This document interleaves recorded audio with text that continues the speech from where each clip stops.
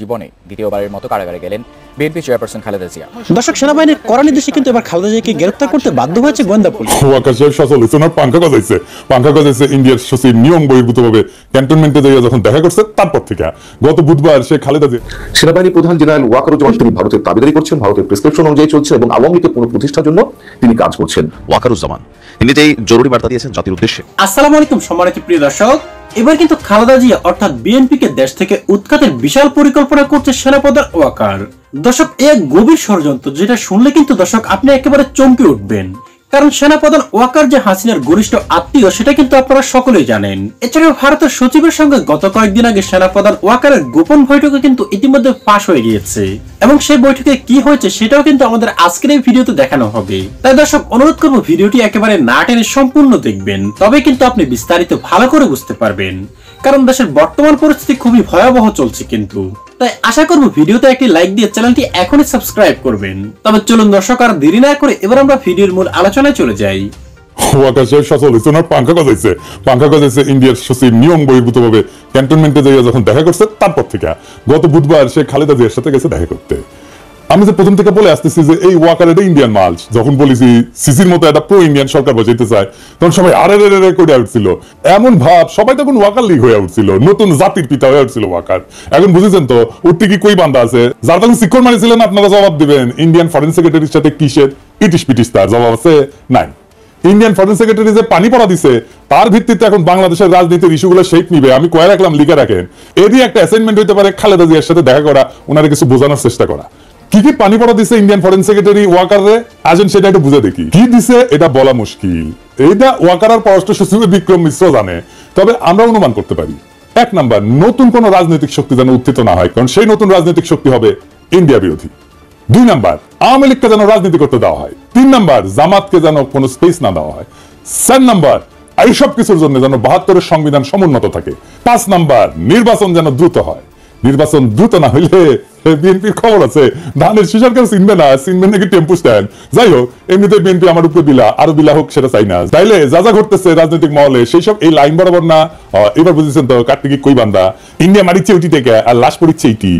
ওয়াগার সাহেব ট্যাঙ্কা জাতির ত্রাণ করতে, এবার বুঝেছেন তো, বুঝছাও। এইবার আসেন সংবিধান নিয়ে আলাপ করি। ৭২-এর সংবিধানের মধ্যে কি পাইছে বিএনপি, কোন ভালোবাসায় বিএনপি কি ঢুকাইছে এর মধ্যে, হাঙ্গারে দেখা দরকার, তাই না? আসেন দেখি। বিএনপি ৭২-এর সংবিধান থাকুক, এটা তো চায়, তাই না? তো মির্জা আব্বাস কইছে যে উনি নাকি কষ্ট লাগে এই সংবিধানকে যখন বাদ দেওয়া লাগে। তো মানে দেখি আব্বাস ভাই উনি আবার কইছে কি, আমি পড়ে দেখলাম অনেক মন দিয়া, ভুল কইছে নাকি? কইছে যে আমি ৭২ সালের সংবিধানের সমর্থক নই, আমি ৭১ সালের সংবিধানের মুক্তিযুদ্ধের রক্তের সমর্থক। মানে কি, বাংলাটাও তো ঠিক মতো খুব ব্যাপারের নাই। মানে দেখি আব্বাস ভাই ৭১ সালের সংবিধান কোনটা আওলায় গেলে হবে, এখন ক্ষমতা নাই যেতে যেতে। আর কইছে যে মুক্তিযুদ্ধ হয়েছিল বলে এই সংবিধানে যদি খারাপ কিছু থাকে নিশ্চয়ই সেটা বাতিল যোগ্য। তো আব্বাস ভাই কি খারাপ জিনিস আছে সংবিধানে আপনি তো কইছেন, যদি থাকে তাহলে কি খারাপ জিনিস আছে সেটা বলেন, কি বাতিল করবেন সেটা বলেন। আমরা তো মনে করি এক মন সংবিধান, দুধের মধ্যে এক ফোঁটা সোনা পড়েছে, পুরাটাই নষ্ট, তা আপনি বাদ দিবেন কি? পুরোটাই তো নষ্ট। একটা রাজনৈতিক দল হিসেবে আপনাদের তো বলতে হবে সংবিধানে খারাপ কি আছে, বলছেন কখনো বলেন নাই। ওইটুকু কাজ তো করবেন না, ওই কাজ করার না আছে হ্যাডম, না আছে ইচ্ছা। সংবিধান সম্পর্কে আপনাদের ক্রিটিক্যাল পজিশন কি নাই তো, তাই আপনারা এটা বদলাবেন না। অবশ্য ক্ষমতা গেলে বদলানোর মতো সংখ্যাগরিষ্ঠতা তো আপনাদের থাকবে না, লিখে দেখেন, কয়ে দিলাম আজকে। না আমাদের বদ্ধ না আর কি, আপনারা প্রত্যেকদিন নিশ্চিত করিচ্ছেন যে আপনাদের ভোট কমে। আপনাদের ভোটের মুরগি আপনি লেজে কাটবেন না গলায় কাটবেন সেটা আপনাদের ব্যাপার, কিন্তু আপনাদের বলতে হবে আপনারা কি বদলাবেন সংবিধানের। না বললে নির্বাচনে যাইতে পারবেন না। নির্বাচনে যাইয়া দেখেন কোন কিসিমের সমালোচনা শুনেন আমাদের কাছ থেকে টের পাইবেন, তখন ভাইবেন না আপনাদের ভোট দেওয়ার জন্য বসে আছে সবাই। না ওই দিন বাগে খাইছে কেন, আপনাদের ভোট ব্যাংক বাগে খাইতেছে সেটা আমি আলাপ করবনি, দেখাই দিবনি কেন আপনার ভোট ব্যাংক বাগে খাইতেছে। খুব মনে করেন যে মার্কা দেখে চাপ্পা দিবে, ওই দিন গেছে। আজ আমার আলাপ শুধু সংবিধান নিয়ে। আবার রিজি ভাই কইছে যে সংবিধান বাতিল মানে নাকি মুক্তিযুদ্ধকে অস্বীকার করা। উনি কাইন্ডে শেষ মুজিবের ছবি কেন নামানো হয়েছে দেখে, ও বাঘের পিছনে যেমন ফেউ থাকে না, তেমনি বাংলাদেশের সরকারি দলের পিছনে একটা গৃহপালিত বিরোধী দল থাকে। এইটা এরশাদ শুরু করেছিল, এরশাদের ছিল আসাম রব, হাসিনার ছিল জাতীয় পার্টি, আর ক্ষমতায় যাইতে না যাইতে গৃহপালিত বিরোধী দল ইলেক্ট করে ফেলছে ওই বিএনপি, নূর সাকি এদেরকে দিয়া। এদের নমিনেশন আগে কনফার্ম করেছে, দেখেন নিজের দলের নমিনেশনের খবর নাই, জোট সঙ্গীর নমিনেশন কনফার্ম করেছে ৬ নেতার। তো এই গৃহপালিত বিরোধী দলের এক নেতা নূর অলরেডি আওয়াজ দিতেছে তারা ৭২-এর সংবিধান বাতিল চায় না। বাকিরাও কবে একটু ওয়েট করেন, এই ৬ ক্যান্ডিডেটের জামানত বাজেয়াপ্ত হওয়ার চান্স আছে। আমি কয়ে দিলাম, এখনই কয়ে দিলাম, বুঝছাও। আর যদি বঞ্চিত ক্যান্ডিডেট বিএনপির যদি বঞ্চিত ক্যান্ডিডেট থাকবি না ওটি ও যদি নাগরিক কমিটি বা জামাত ক্যান্ডিডেট করে তাহলে 6 জনের এমপি হওয়ার কায়েসের কলে চারা। যাই হোক, আজকে আমার আলাপ বাংলাদেশের সংবিধান নিয়ে, ওই আলাপ পরে আসলে বিএনপি সংবিধান ঠিক মতো পড়িছে আমার সন্দেহ আছে। আসেন না দেখি কি সংবিধানের মধ্যে কি আছে, কি ঢুকে রাখিছে। 1956 সালে পাকিস্তানের সংবিধানের একটা আলোচনা হইতেছিল, সেখানে যে সমস্ত ধারার সমালোচনা করেছিল আওয়ামী লীগ সেগুলো 72 সংবিধানে ঢুকে দিছে। কেন আওয়ামী লীগ তখন সমালোচনা করেছিল কেন? কারণ ওই শাসনতন্ত্রটা তৈরি করা হয়েছিল আইয়ুব খানকে সামনে রেখে। আইয়ুব খান যেন একটা এক নাক হয়ে উঠতে পারে, সেটা সবকিছু ওই শাসনতন্ত্র ছিল পাকিস্তানে। তো পরে যখন বাংলাদেশ হইলো তখন যে থাকবে ক্ষমতা সেজন্য এক নাক হয়ে উঠতে পারে, সেজন্য যা যা কিছু ছিল আইয়ুব খান ঢুকাইছিল, সবকিছু ঢুকাইছে। পাকিস্তানের ওই শাসনতন্ত্রে যে ক্ষমতা দেওয়া হয়েছিল না আইয়ুব খানকে, বাংলাদেশের এই 72 সংবিধানে প্রধানমন্ত্রীকে সে একই রকম ক্ষমতা দেওয়া হয়েছে। আপনি তো জানেন যে এমপি ইলেকশন হয়ে আসে 300টা সিট থেকে, কিন্তু এই এমপি কি কেন স্বাধীনভাবে কোনো আলাপ করতে পারে, সিদ্ধান্ত নিতে পারে, মতামত দিতে পারে না? দলের ডিসিশনের বাইরে গেলে সদস্যপদ বাতিল হয়ে যায়। মানে হাসিনা যেটা চাইবে বা সংসদের নেতা যেটা চাইবে বা ভবিষ্যৎ দলের নেতা যেটা চাইবে সেখানে এমপিদের ভোট দিতে হবে। তাহলে আলাদা আলাদা এমপি থেকে লাভ কি, তাই না? দলের সিদ্ধান্তের বাইরে যদি ভোটই দিতে না পারে তাহলে আলাদা আলাদা ভোট করার তো দরকার নাই। 300 জন আলাদা লোকের তো দরকার নেই, একজন থাকলেই হয়তো, তাই না? এই সংবিধানে মিশামিশি মেলা কথা লেখা আছে, কথা দিয়ে ভরে রেখেছে। লিখেছে প্রজাতন্ত্রের সকল ক্ষমতার মালিক নাকি জনগণ। তার মানে আমি আপনি জনগণ, তা আমি আপনি মালিক তো, তাই না? হ্যাঁ, তো লিখেছে কি? লিখেছে প্রজাতন্ত্রের সকল ক্ষমতার মালিক জনগণ। এটা দিয়া কিন্তু শেষ না, এরপরে বাক্যটা একটা সেমিকোলন চিহ্ন দিয়া আবার ঘোষণা করছে যে এই ক্ষমতা কেবল সংবিধানের অধীনে ও কর্তৃত্বে কার্যকর হইবে। তাহলে প্রশ্ন যেটা স্বাভাবিকভাবে আসে সেটা হইতেছে যে সংবিধান জনগণের যে ক্ষমতা, এটা কাদের, কিভাবে প্রয়োগের দায়িত্বটা দিছে কাকে? এই ক্ষমতা কেবল সংবিধানের অধীনে ও কর্তৃত্বে কার্যকর হবে। তার মানে কি? তার মানে এই ক্ষমতাটা প্রয়োগের দায়িত্ব কারে দিছে বুঝছেন? এই ক্ষমতা প্রয়োগের মালিক হইতেছে প্রধানমন্ত্রী। আপনি মালিক কিন্তু প্রয়োগ করবে প্রধানমন্ত্রী, মানে বুঝেছেন তো? মালিক আপনি কিন্তু মালিকের ক্ষমতা প্রধানমন্ত্রী। তো এই কাগজের মালিক হওয়া কাম কি, লাভ কি? বাড়ির মালিক আপনি কিন্তু এই বাড়ির থেকে পাশের বাড়ির মুখলেস, তো এই বাড়ি থেকে আপনার লাভ কি? ভোট দেওয়ার অধিকার ছাড়া ক্ষমতা প্রয়োগের কোন বিধান এই সংবিধানে কোথাও আপনি খুঁজে পাবেন না। প্রধানমন্ত্রীর বিরুদ্ধে যদি কোনো অভিযোগ ওঠে তাহলে তদন্ত করবে কে? এটাও কি রাষ্ট্রপতিকে প্রধানমন্ত্রীর সাথে পরামর্শ করে করতে হবে? প্রধান বিচারপতির বিরুদ্ধে যদি কোনো অভিযোগ ওঠে তাহলে সেটা তদন্ত করার অধিকারী বা কে? কেমন করে করবে? প্রধানমন্ত্রী রাষ্ট্রীয় পররাষ্ট্র বিষয়ে রাষ্ট্রপতিকে অবহিত করবেন, ঠিক আছে, কিন্তু অবহিত হয়ে থাকে কি যথেষ্ট? যদি প্রধানমন্ত্রী কোনো রাষ্ট্রীয় কর্মকাণ্ড বা পররাষ্ট্র সম্পর্ক নির্ণয়, রাষ্ট্রীয় নিরাপত্তা, দেশের স্বাধীনতা, সার্বভৌমত্ব কিংবা বাংলাদেশের সংবিধানের সঙ্গে অসঙ্গতিপূর্ণ হয় তাহলে তার বিচারটা করবে কে? এই বিচারের সুযোগ আমাদের সংবিধানে নাই। এইভাবেই সংবিধান প্রধানমন্ত্রীর স্বেচ্ছাচারিতার সুযোগ করে দেওয়া হয়েছে।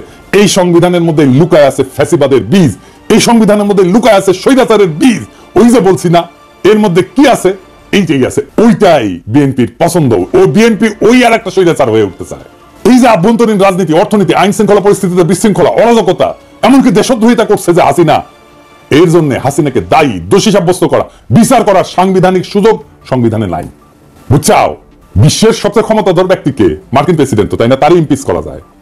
আর আমাদের সংবিধান এমন যে প্রধানমন্ত্রীকে ইমপিচ করা তো দূরে থাক, সাংবিধানিক ভাবে তার কাছে জবাবদিহিতা চাওয়ার এবং আদায় করার কোনো সুযোগ নাই, ব্যবস্থাও নেই।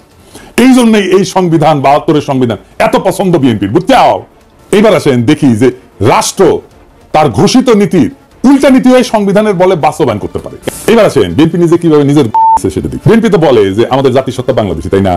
বিএনপি আর আওয়ামী লীগের মধ্যে তো তফাৎ হচ্ছে, আওয়ামী লীগ মনে করে আমাদের জাতিসত্তা বাঙালি আর বিএনপি মনে করে আমরা বাংলাদেশী। তো এই সংবিধানে কি লেখা আছে? লেখা আছে বাংলাদেশের নাগরিকগণ বাঙালি বলিয়া পরিচিত হইবেন। তো এই বাক্য দিয়া সংবিধানে বাঙালি ছাড়া অন্যান্য জাতির অস্তিত্বকে অস্বীকার করাই লোক। তো এতগুলো জাতিসত্তা আছে, আমাদের ক্ষুদ্র নৃগোষ্ঠী আছে, কেউ তাহলে বাংলাদেশের নাগরিক না।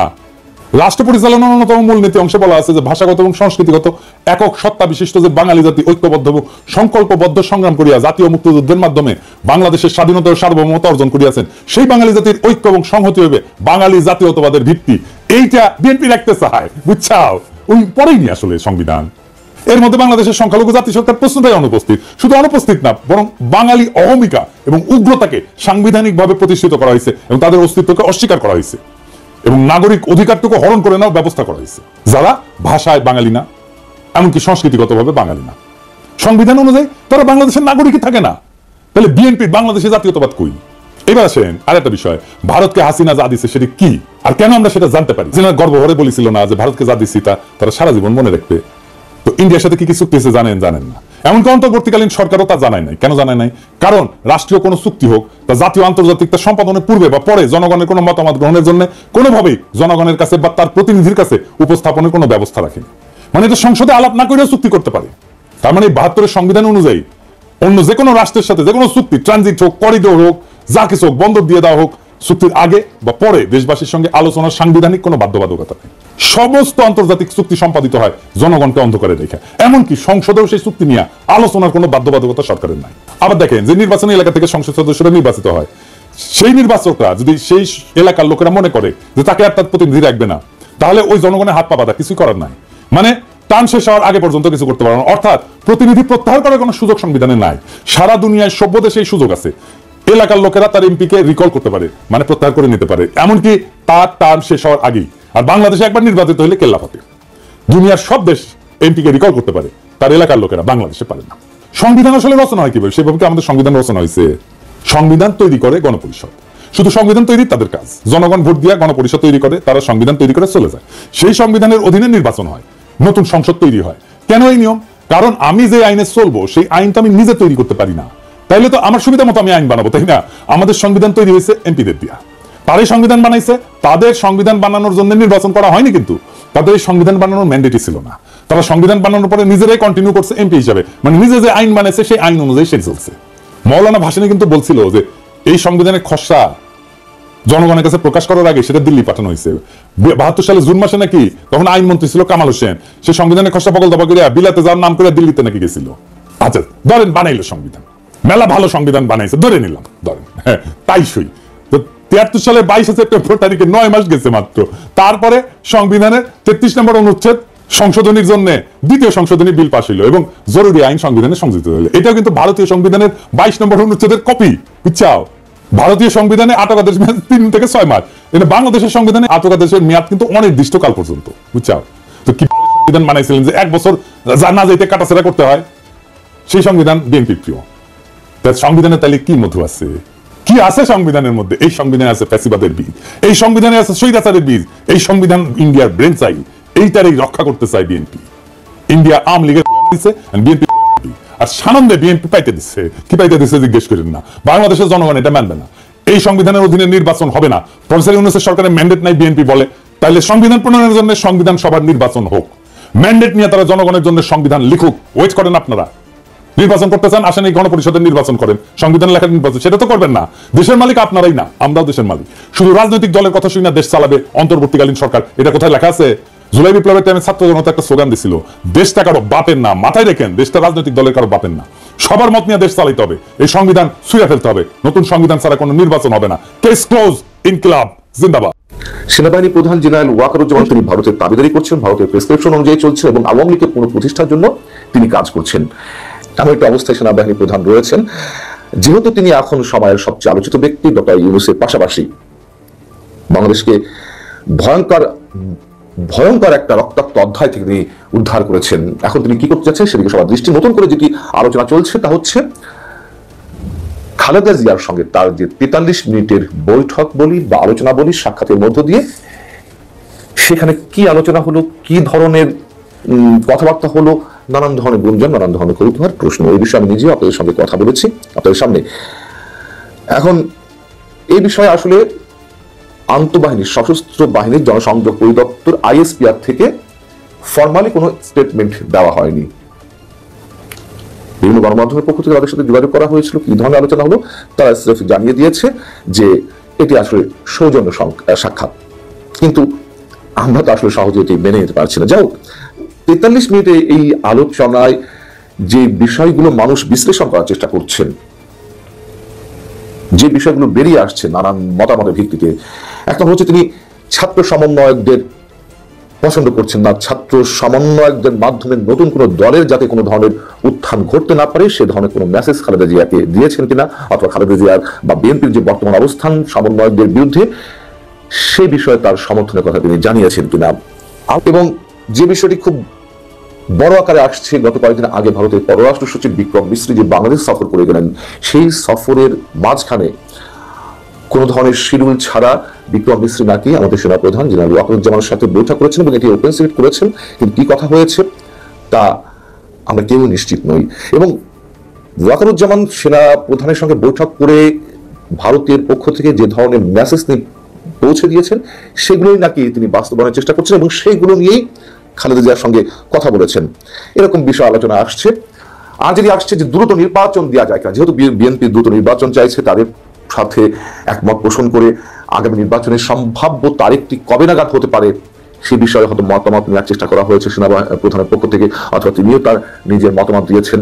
এর আগে রয়টার্সের কাছে তিনি নিজের যে মন্তব্য তুলে ধরেছিলেন যে 18 মাসের মধ্যে নির্বাচন হতে পারে, সেপ্টেম্বরে এই সাক্ষাৎকারটি দিয়েছেন। পরবর্তীতে গত বিজয় দিবসে 16 ডিসেম্বরে আমাদের প্রধান উপদেষ্টা যে সম্ভাব্য একটি টাইম ফ্রেমের কথা জানিয়েছেন 2025-এর শেষে অথবা 2026-এর প্রথমার্ধে, সেখান থেকে তাদের বা সেনাপ্রধানের যে আকাঙ্ক্ষা সেটির সাথে মিলে যায়, সেটিকে সামনে রেখে ডিসেম্বরের মধ্যে 2025-এর ডিসেম্বরের মধ্যে কতটা দ্রুত নির্বাচন করা যায় সে বিষয়ে হয়তো তিনি আলোচনা করে থাকতে পারেন। আওয়ামী লীগকে রাজনীতি করার সুযোগের বিষয়েও আলোচনা হয়েছে। এই ধরনের গুঞ্জন, এই ধরনের ধারণা অনেকের পক্ষ থেকে উঠে আসছে। তো সম্মানিত প্রিয় দর্শক, ভিডিওতে আলোচিত বিষয়গুলি শোনার পর আপনার কি মনে হয়েছে? দেশের ভিতরে কেমন ষড়যন্ত্র চলছে? দর্শক কমেন্ট করে জানিয়ে দিন আপনার মূল্যবান মতামতটুকু, কারণ আপনাদের মতামতটুকু আমাদের কাছে খুবই গুরুত্বপূর্ণ। কিন্তু